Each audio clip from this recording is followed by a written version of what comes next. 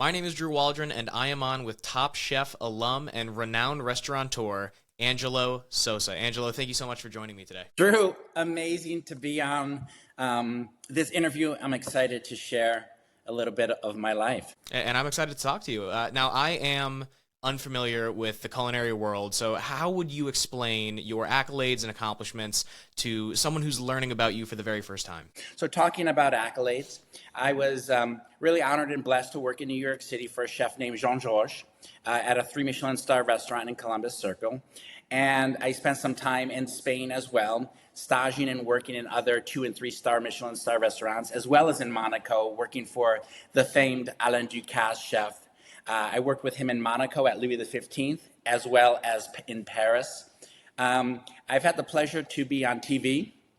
I was on Top Chef 3 times, the trilogy, right? So I was on season 7 and 8. I went back for the All-Stars, and then I went on season, I believe it was 16, again for a second season of All-Stars as well, or third season of All-Stars. I feel like when it comes to Michelin star restaurants, the 2 and 3 star restaurants that you were working in, a lot of people's perception of that comes from shows like The Bear, where it's just unbelievably intense, and it's shown to be unbelievably intense the entire time. Was it an intense experience working in those environments in New York City? I think that's a brilliant question, Drew. You know, working in a Michelin star restaurant, specifically in New York City, I mean, on top of a daily, traveling 4 hours, 2 hours each way from Connecticut, but that intensity and the demand of excellence, it was really profound for me. And in the beginning, in full transparency, it was very challenging. I wouldn't be lying if I didn't say I didn't think about quitting every single day. But then there's a part, it was about 3 months into working at Jean-Georges that I was like, wow, I'm really starting to adapt. I'm really starting to know that there really is differences in the details, and then you see the differences. And I became faster, more efficient, and I was working at this what I felt like an elite level, and I felt very proud that I made it that far. So the environment is intense, but the reward is even greater. Moving from New York City to your first couple appearances on Top Chef, what was it like going from an environment where maybe your reputation was citywide to an environment where your reputation was now national, like on a national TV show? What was the change in attention that you received, and how did it impact you? You're full of brilliant questions today. So let me give you a little context. I grew up in a very small town of 5,000 people. It's a farming town in Durham, Connecticut. Very quaint upbringing, but going to, working in New York City, and then on top of that, being on Top Chef. I remember the first time that I was quote unquote noticed, right, from a public. And you have to realize growing up, I was very shy. I was one of 7 kids in the family. So I was the youngest, not spoiled, had to work hard for it. But being acknowledged was really, I use the word interesting. It was very humbling to me. I was essentially on 34th Street and 9th Avenue. I saw this bus going to Penn Station, and it had the Top Chef, branded logo, and it had my picture on the side of the bus. And I just remember looking at the bus, and then people looking at the bus and looking at me, and it was like this very interesting exchange. And people were just looking at me, and they're like, "You're that guy," and I was like, "Yes, I am that guy." So I definitely felt 100% humbled, and I was excited for what was to come. That is awesome. And while you've had this incredible culinary career, your attention in the speaking world has been primarily coming from your ability to be vulnerable on stage and talk about some of the challenges that you faced, whether it's your choice to pursue a life of sobriety or some of your other hardships. How did you first come to sharing that on stage, and what was the initial reception like for you? Yeah, I think for me, my journey has been, I think it's twofold. I think being on TV, especially being young and being on TV, I found myself saying, almost like a chameleon, saying and doing what I thought people wanted me to say and do what I thought people wanted me to do. So as amazing as those experiences were, I also felt like I did have a lot of growth, and I realized the most important thing for me is to know myself, is to know thyself, and for people to know that person, right? So for me, vulnerability and being like truly authentic to myself and saying what I believe, that was really, vulnerability for me is really important, because I feel like for me, true connection is what's important, right?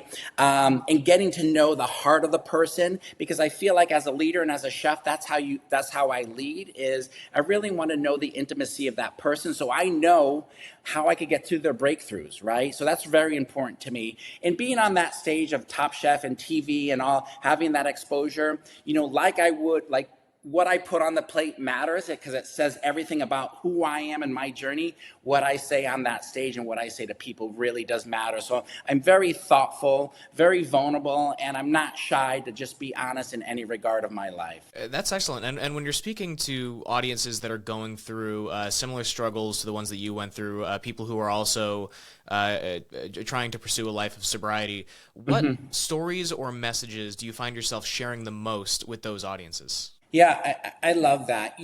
For me, sobriety, first and foremost, came about of, I was going through a very traumatic time in my life. I had a restaurant in Las Vegas, and I won't go into specific details, but it was a point in my life where my limiting beliefs, I felt like I was the victim, right? And I was just picking up a lot of just habits that were not serving my greater purpose. I specifically remember being in Las Vegas. My restaurant was going under, like literally sinking like the Titanic. And I just remember pulling up to Panda Express. If you've ever been to Panda Express, I pull up in my car and there's 3 compartments. And at this point in my life, I had $20 in my bank account, right? And as my restaurant is going under, I pull up to Panda Express. I'm thinking, okay, there's 3 compartments. I have 3 days of food here. Good. And I have $20 in my bank account. So this is gonna provide for me, right? So I remember just sitting in the parking lot of Panda Express, eating my meal, and then saving the other 2 for the next day. And the next day I woke up, and in that moment, let me just go back a little bit. I was like, why is this happening to me? What's going on with my life, right? What are the things that really just aren't highlighting my creation? So the next day, I woke up, I remember watching the sun rise, and I'm just thinking to myself, of course me. Like, God has a greater plan for me, and this is all meant to be. So the situation of sobriety came in that moment. It's like, is this serving my greatest purpose? And if it's not, I need to let go of it. So I literally reconstructed my whole life. I let go of everything that I had, from my beautiful apartment to my beautiful car to whatever was in my life. And I just started a life of just like for me, it was my spirituality, and my spirituality was my guiding light in that moment. And that's how that supported my sobriety. That is an excellent, excellent story. And to move forward and talk about what's next for you, I'm sure that story and many others like it are going to be included in your upcoming memoir. You shared with me before we started recording that is going to be your next project. What can you tell us about that memoir and what it's going to become? Yeah, and for me, I feel like this is really a pinnacle moment in my life and in my career. I feel like I'm at this point in my life where I know myself, and I am confident and content with my belief systems. And for me, really important, like metaphorically, we are what we eat physically, spiritually, and mentally. So what I put in myself, I want to come out in the most positive and profound and impactful way.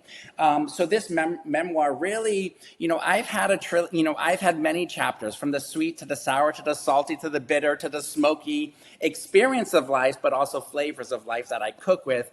And putting this memoir or book together is really just encompasses all of those chapters of my life. And at times, I really believe those circumstances, whether that was in Las Vegas or when I had my restaurant Yum Cha that, had a falling out, or whatever experience that was, that those situations weren't happening to me, they were happening for me. I just had to listen and to see really what the message was so that I could elevate myself in life. So really, in synopsis, this book is meant to inspire, empower, and know that we are all, I believe personally, we are all built to be on this planet for brilliance. And whether we believe that or not, I think that's a different decision. But I think it's about removing what's toxic, removing what's not serving us, removing the density in life, and really aligning with our God-given creation and vision for this world.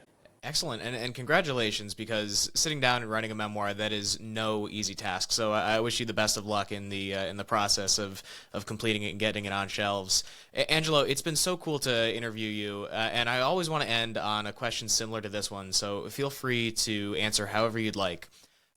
What advice do you have for young people?